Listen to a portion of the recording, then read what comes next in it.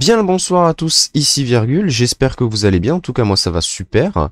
Et cette semaine je suis ravi de vous retrouver dans un nouveau format, une nouvelle émission, sauf que cette fois-ci on ne voit pas mon faciès, et je vous explique tout ça plus en détail à la fin de la vidéo. En attendant, ceux qui me suivent sur Instagram le savent, nous allons nous intéresser un petit peu à la branche cosmique de l'univers Marvel, et on va commencer tout de suite avec un des plus connus, un méchant des plus connus de l'univers Marvel. On va parler, vous l'avez deviné, de Thanos.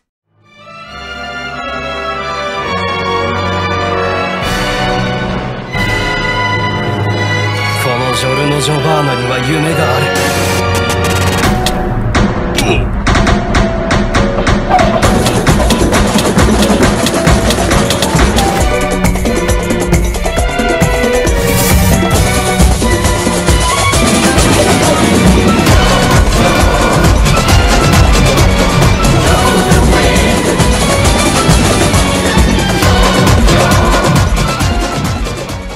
Donc pour les 2-3 du fond de la classe qui ne suivent pas, Thanos qui est, c'est un super vilain de l'univers Marvel.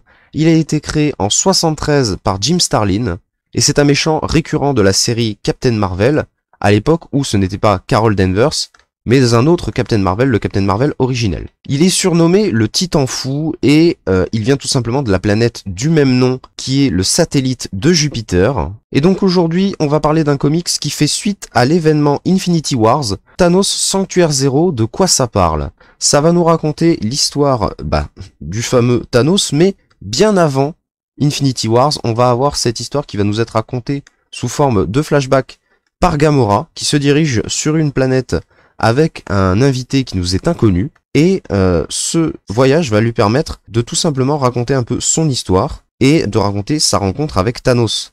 Thanos qui a été comme un père, vous l'avez vu aussi pour ceux qui ont vu les films.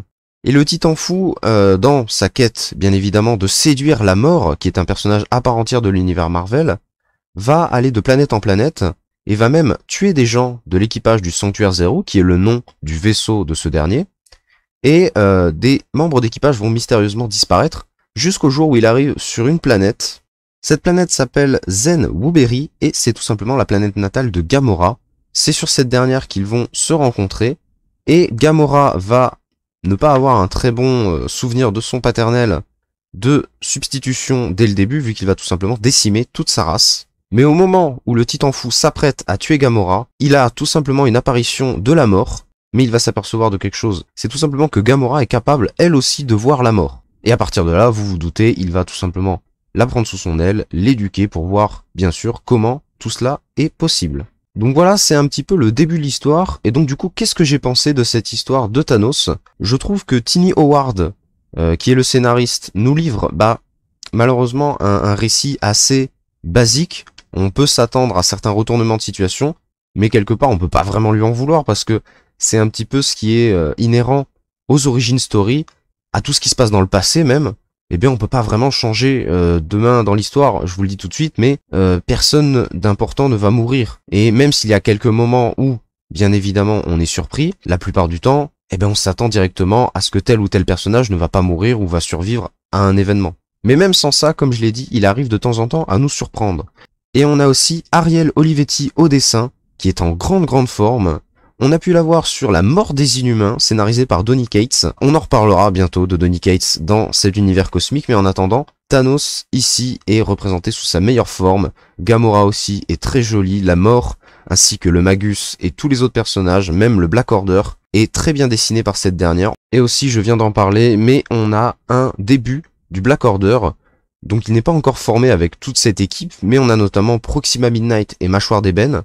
Et du coup, c'est très cool de les voir jeunes, entre guillemets. Et même en ce qui concerne le passé des personnages, tout ce qui est la relation entre la mort et Thanos, c'est très intéressant, parce que dans les comics, on a souvent Thanos comme ça qui cherche à impressionner la mort, mais on sait jamais vraiment pourquoi ni comment. Et c'est très sympa de voir comment la relation s'est créée, qui est une relation à sens unique malheureusement, et aussi comment Thanos gère ses relations, qui ne sont pas, vous en doutez, énormes. Il y a aussi celle avec le Magus. Donc le Magus, rapidement, c'est un personnage que je ne connais pas beaucoup, mais le peu que je sais, c'est que c'est l'alter ego maléfique d'Adam Warlock. Adam Warlock que vous allez bientôt voir dans Les Gardiens de la Galaxie 3. Mais en attendant, Adam Warlock, qui c'est tout simplement le rival slash meilleur ami de Thanos. Ils ont une relation très très complexe, mais en même temps très très jolie, je trouve. Même si, on va pas se le cacher, sur tout l'univers cosmique, ce n'est pas forcément un must-have, mais c'est toujours très sympa de voir aussi Gamora étant petite, car on la voit pendant plusieurs scènes où elle ne se laisse pas faire. Vous vous doutez que quand elle arrive sur le Sanctuaire Zéro, elle n'a pas du tout envie de se laisser faire par cette espèce de géant violet qui a tué toute sa famille et son espèce et sa planète en général. Donc forcément, il va y avoir quelques petites tensions. Aussi, on a bien évidemment l'équipage. Pourquoi du jour au lendemain, Thanos, tué comme ça aléatoirement des membres de son vaisseau, se met tout simplement à s'assagir, à s'occuper de cette petite fille. Voilà, personne ne comprend parce qu'évidemment Thanos ne va pas dire ouvertement qu'il a des hallucinations et qu'il voit la mort en permanence. Donc c'est vraiment très intéressant de voir du coup comment Gamora s'en sort parce qu'elle est vraiment pris au piège, on va dire, dans ce vaisseau. Entre Thanos qui est toujours partant soit pour la laisser en vie, soit pour la tuer, et ne parlons même pas des membres de l'équipage qui elles ne veulent tout simplement ne pas la voir vivre vu que ça fait trop de changements au sein du vaisseau. Donc voilà, c'était vraiment pour moi le point fort de l'histoire, même si forcément il ne va pas y avoir de grandes surprises, de grands retournements de situation, mais c'est quand même très très cool de voir les origines de plusieurs personnages comme ça dans un seul comics. Et d'ailleurs, en parlant de tous ces personnages, on reparlera bientôt de l'Ordre Noir, ainsi que les Gardiens de la Galaxie en général, mais je ne vous en dis pas plus. En attendant, pour les plus patients d'entre vous, je vais vous expliquer ce qui s'est passé ces derniers temps sur la chaîne, pourquoi il n'y a pas eu de vidéo. Je garde un espèce de rythme avec mes vidéos de gameplay, de jeux vidéo sur Isaac.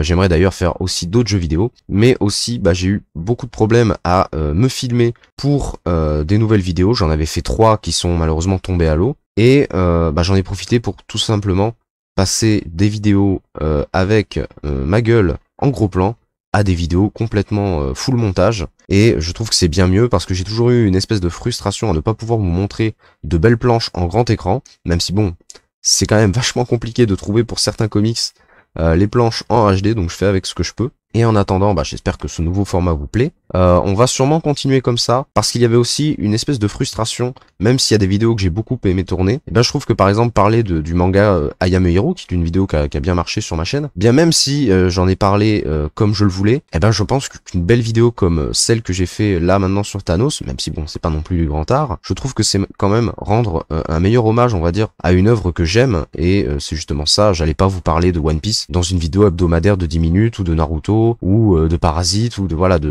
ou même d'autres comics qui me plaisent, vous voyez. Donc c'est pour ça que les vidéos changent un peu. Il va y en avoir peut-être une toutes les 2 semaines, ou une toutes les semaines, les moments où je serai chaud. Mais voilà, je vais peut-être prendre un peu plus de temps, à voir combien de temps tout cela me prend. Mais en attendant aussi, une excellente raison qui fait que j'ai eu moins le temps de faire des vidéos, j'ai tout simplement un travail, voilà. C'est sûr que d'être au chômage, ça aide à être youtubeur, mais en attendant, d'avoir un travail, ça n'aide pas à faire des vidéos. Et je vous avoue que le fait de tourner, je n'avais pas de lumière ni rien, donc il fallait que j'attende d'être le jour, etc. Enfin bref, c'était un casse-tête sans nom. Et je vous parle même pas pour mettre les vidéos enregistrées depuis un iPhone sur mon ordinateur. Il fallait que je me bride à de la 720p, hein. C'était pas, là pour le coup, même un iPhone, je ne sais combien, pourrait faire mieux. Enfin bref, en tout cas, j'espère que ce nouveau format vous plaît. N'hésitez pas à me dire ce que vous en avez pensé dans les commentaires. Moi j'aime beaucoup le faire, l'enregistrer, j'aime beaucoup faire du montage. D'ailleurs, en parlant de montage, une petite vidéo sur Isaac devrait vous surprendre dans pas longtemps. J'espère qu'elle vous plaira, j'espère que cette vidéo aussi vous plaît, et j'espère que les prochaines vous plairont autant qu'à moi. Enfin bref, à la prochaine pour de nouvelles lectures. En attendant, prenez soin de vous, prenez soin des autres, lisez de beaux comics et mangas. Je vous fais des bisous, salut!